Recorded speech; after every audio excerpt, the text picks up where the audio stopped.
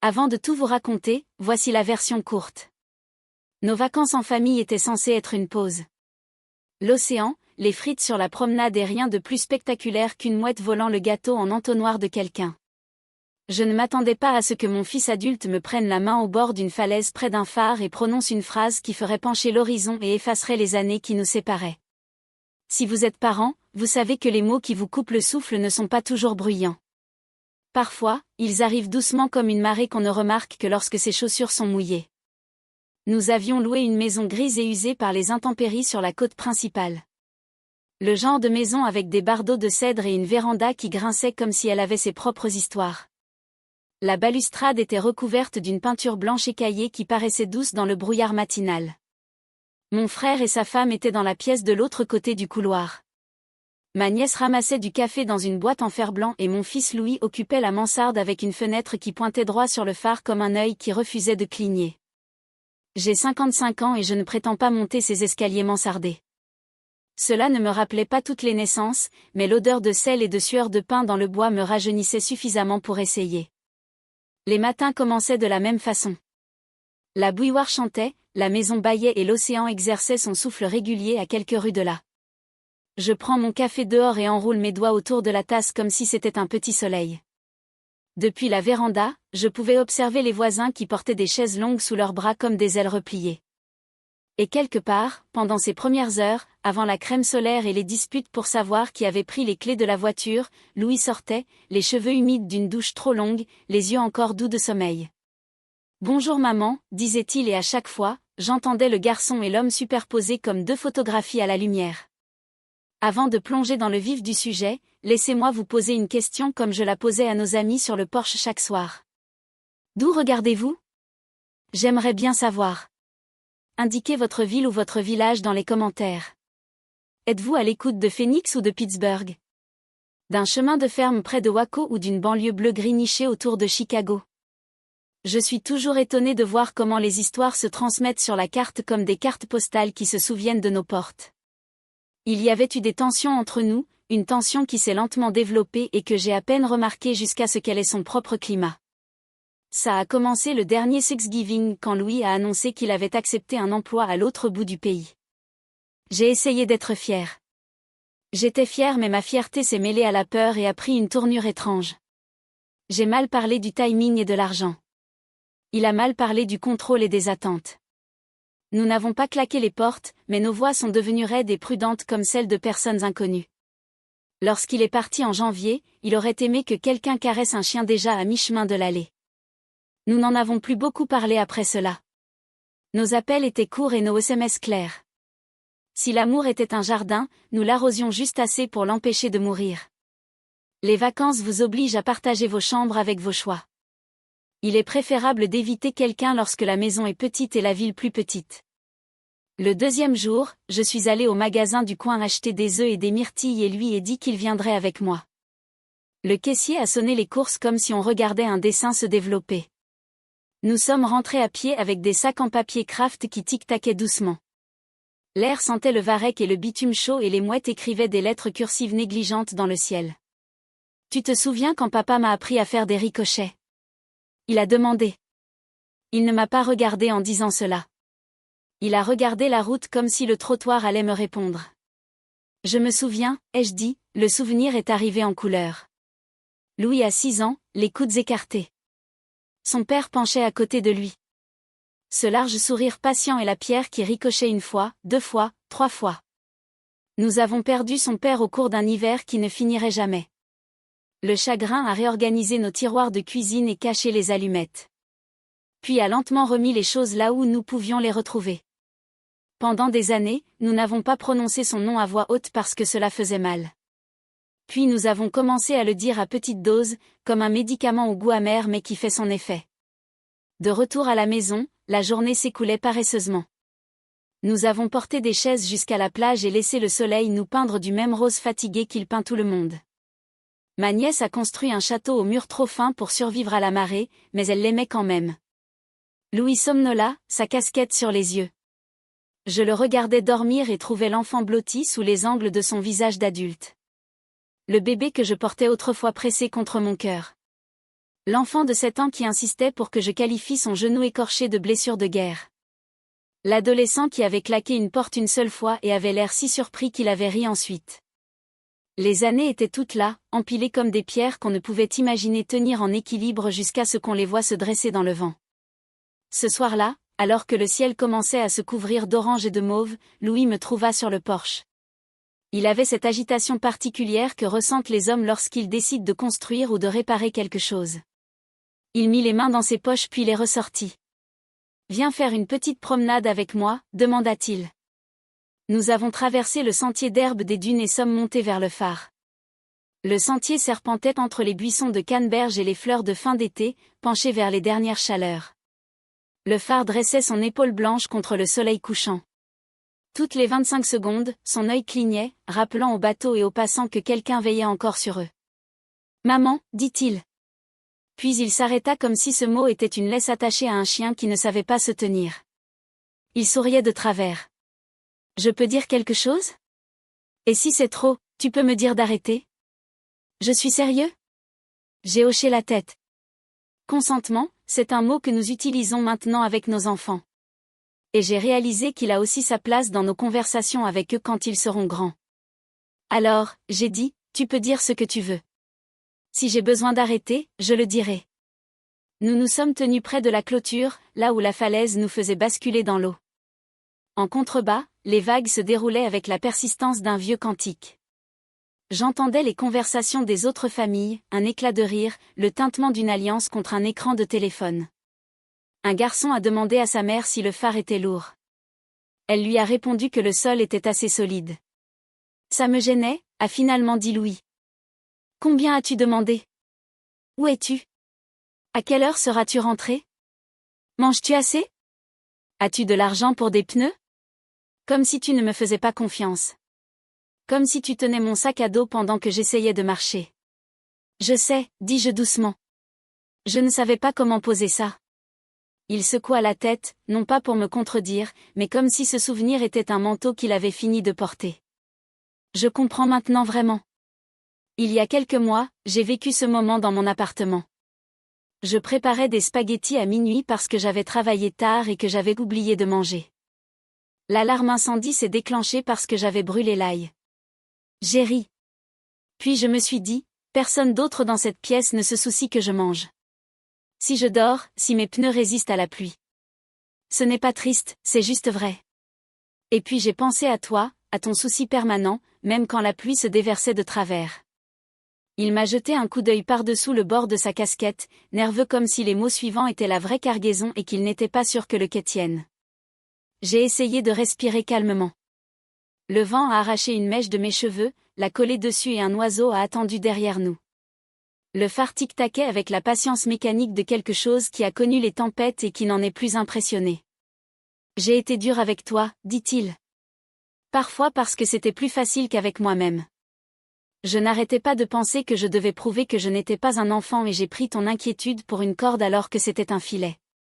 Je sais que nous laissons l'hiver passer, prendre plus que nécessaire. Après la mort de papa, c'était comme si la maison penchait et je ne savais pas comment la maintenir. Alors, perce-moi maintenant si tu me le permets. Il expira et les mots semblèrent faire plus de place. Je voulais répondre. Je voulais lui dire que j'étais désolée pour les angles aigus que mon amour avait usés. Pendant des années, j'ai mesuré sa sécurité comme une preuve que je n'avais pas échoué. Je voulais lui dire la vérité. Aimer son enfant, c'est ne pas le lâcher. C'est comme se tenir au bord d'une falaise et apprendre à faire confiance à ses ailes.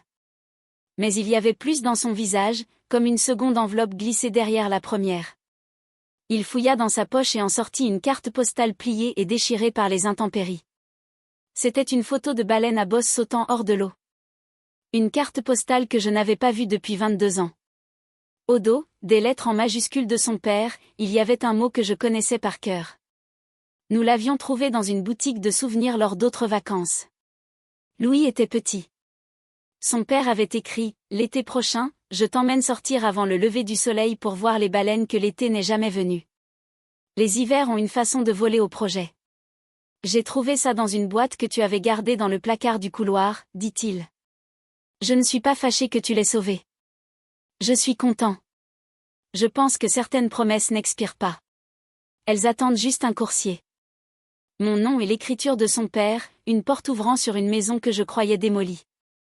La voix de Louis devint plus douce et dans cette douceur résonnait tout le garçon que j'avais connu, celui qui me glissait des pissaladières en lit dans la queue de cheval.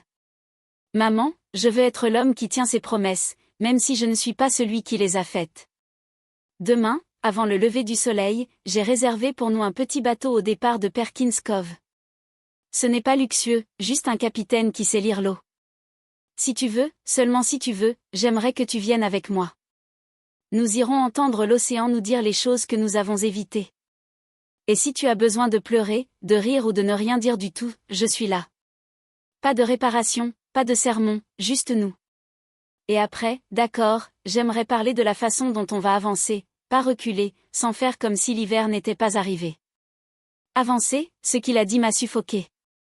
Je ne veux pas dire essoufflé comme dans un film dramatique.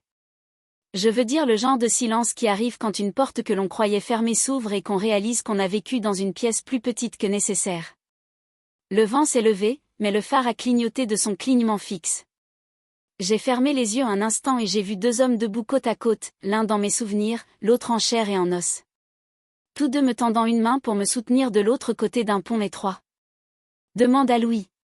Oui, dis-je. Et nous nous sommes serrés l'un contre l'autre, comme le font les gens lorsqu'ils décident. Moi, arrête de te méfier de leur amour. Nous redescendîmes lentement la colline comme on descend d'une belle vue en posant nos pas là où le sol a déjà fait ses preuves. En bas, la promenade était illuminée par le genre d'ampoules qui font paraître tout le monde plus gentil qu'il ne l'est en réalité. Ma nièce courut devant avec un seau de coquillages. Elle insista sur le fait qu'ils allaient à l'université avec elle. Mon frère demanda si quelqu'un voulait des frites. La nuit se déroula comme une couverture, familière et un peu usée. Plus tard, seul sur le porche, je pensais à la façon dont les promesses peuvent traverser les gens comme le font les histoires, empruntant des voies jusqu'à arriver là où elles étaient censées arriver. J'ai pensé à vous aussi, où que vous soyez, des mères qui ont construit et déconstruit des familles, qui se tenaient dans la lumière crue des cuisines à minuit. La douleur d'être chambre. Peut-être que vous observez depuis une ville où le ciel est orangé toute la nuit ou depuis le bord d'un lac où les grillons ont leur propre heure. Où que vous soyez, j'espère que vous avez quelqu'un qui se souvient de vos promesses quand vous les oubliez. Et si ce n'est pas le cas, peut-être que vous entendrez cela et déciderez de devenir cette personne pour quelqu'un d'autre. Je n'ai pas beaucoup dormi. Je n'arrêtais pas de toucher la carte postale, la lissant et la repliant comme si des mains prudentes pouvaient en restaurer les coins. À un moment donné, je l'ai tenue à la lumière et j'ai regardé les veines du papier briller. J'ai pensé aux mains de son père sur les épaules de Louis au bord de l'eau. J'ai pensé à la voix de mon fils sur la falaise demandant la permission de parler, promettant d'écouter. Vers 4 heures du matin, la maison s'est calmée, produisant ces petits bruits de maison qui résonnent comme des jointures qui craquent après une dure journée de travail. J'imaginais l'océan répétant ces lignes pour nous.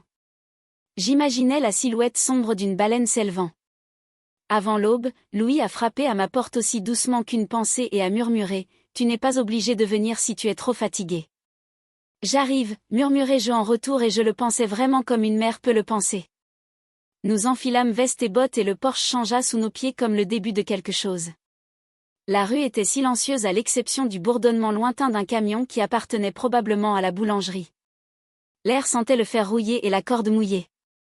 Nous marchions sans parler, deux ombres avec l'air matinal vif, iodé par la mer et l'horizon portant ce bord argenté qui n'apparaît que juste avant que le soleil ne perce l'eau. Louis et moi avons longé le quai jusqu'au petit bateau, les planches mouillées de rosée, chaque pas résonnant comme un coup de bois. Le capitaine nous a salués d'un signe de tête, sa barbe grise comme du bois flottait, et nous a aidés à monter à bord. Le bateau était modeste, la peinture écaillée, les cordages enroulés comme s'il dormait. Il sentait l'aventure, le diesel et le sel, les promesses qui avaient encore une chance d'être tenues. Nous étions assis près du bastingage, emmitouflés dans nos vestes, la carte postale soigneusement pliée dans ma poche. L'eau s'ouvrait en grand, un champ gris mouvant, le genre de gris qui attend d'être peint. Nous sommes restés silencieux pendant un long moment. Il suffisait d'entendre le claquement des vagues contre la coque, les mouettes tournoyant au-dessus de nos têtes, le battement régulier du moteur. J'ai regardé mon fils, la mâchoire serrée, mais le regard plus doux que je ne l'avais vu depuis des mois, voire des années. Il m'a surprise à le regarder et a souri un peu comme le garçon qui cachait des coquillages dans ses poches puis les niait lorsqu'il s'entrechoquait dans la machine à laver. Ce garçon était devenu un homme aux responsabilités si lourdes qu'il courbait les épaules. Mais à cet instant, j'ai vu le garçon et l'homme superposés comme des marées, tenant les coquillages de la veille à côté des poissons du jour. Froid, a-t-il demandé, sa voix tranchant doucement le vent. Un peu, ai-je admis. Il a retiré ses gants et les a pressés dans mes mains. Tiens, tu en as plus besoin. Ce petit geste m'a touché plus que je ne l'aurais cru. C'était une attention retrouvée sous une forme nouvelle, transmise comme une torche dans un relais. Mon fils, celui que j'avais tenu malgré les fièvres, les éraflures, les douleurs si lourdes qu'elles avaient failli nous emporter, il me tenait maintenant. J'ai enfilé les gants, la gorge serrée. Tandis que le bateau nous emportait plus loin, le soleil commençait son ascension. L'océan se transforma comme s'il avait englouti 1000 joyaux. Le capitaine ralentit le moteur, les yeux scrutant l'horizon. Surveillez, dit-il. Ils viendront quand ils seront prêts. La tension s'étira entre nous, tendue et silencieuse. Puis, juste au moment où je m'étais installé dans le rythme de la tension, la mer se brisa. Une colonne d'eau jaillit, blanche sur fond d'aube, suivie du dos massif d'une baleine qui roulait à la surface, noir et scintillant. Mon souffle se coupa, fort, sec, comme si j'avais oublié comment respirer jusqu'à cette seconde précise. La créature se cambra et disparut, ne laissant qu'un cercle d'ondulations qui s'élargissait sur l'eau. Louis rit d'un rire si pur qu'il secoua quelque chose en moi. Il attrapa mon bras, le serrant comme si nous étions tous les deux des enfants, témoins d'un spectacle magique. « Tu as vu ça, maman ? Tu as vu ? » « J'ai vu, murmurai-je, les yeux embués de larmes. Je ne savais pas si je pleurais pour la baleine, pour son père, pour des promesses différées mais non perdues, ou pour l'homme à côté de moi qui avait choisi cet instant pour combler les années qui nous séparaient, peut-être pour tout cela. D'autres baleines arrivèrent l'une après l'autre, s'élevant et retombant, projetant des panaches de souffle dans l'air matinal. À chaque fois, le visage de Louis s'illuminait d'émerveillement et à chaque fois, mon cœur se gonflait de quelque chose qui n'était pas seulement de la fierté, mais de la reconnaissance. Reconnaissance de l'homme qu'il était devenu, du lien qui nous unissait encore, fragile et forte à la fois. Nous nous tenions ensemble au bastingage, la carte postale bien en sécurité dans ma poche, l'océan vivant sous nos pieds. J'ai pensé à son père, à la façon dont il avait promis cet instant précis et j'ai pensé à lui, choisissant de tenir cette promesse, non par obligation, mais par amour. J'ai alors été frappé par le fait que l'amour, lorsqu'il est réel, ne disparaît pas avec ceux qui nous quittent. Il survit dans les gestes, dans les mots, dans les choix faits des années plus tard sur les bateaux au lever du soleil. « Merci, dis-je d'une voix tremblante. »« Louis ? Pourquoi ? » ?»« Pour te souvenir, pour le garder en vie. » Il hocha la tête, les yeux humides mais brillants. « J'en avais besoin aussi, maman, plus que je ne le pensais. Je pensais te donner quelque chose, mais je crois que je le donnais à nous deux. » Nous avons chevauché les vagues en silence pendant un moment, à regarder les baleines inspirer et expirer. Leurs expirations s'élevaient dans le ciel. Le capitaine a finalement ramené le bateau vers la rive et le phare est réapparu, immobile. Pourtant, je savais que je n'étais plus la même femme qui avait emprunté son chemin la nuit précédente. Quelque chose avait changé, un poids s'était allégé. M.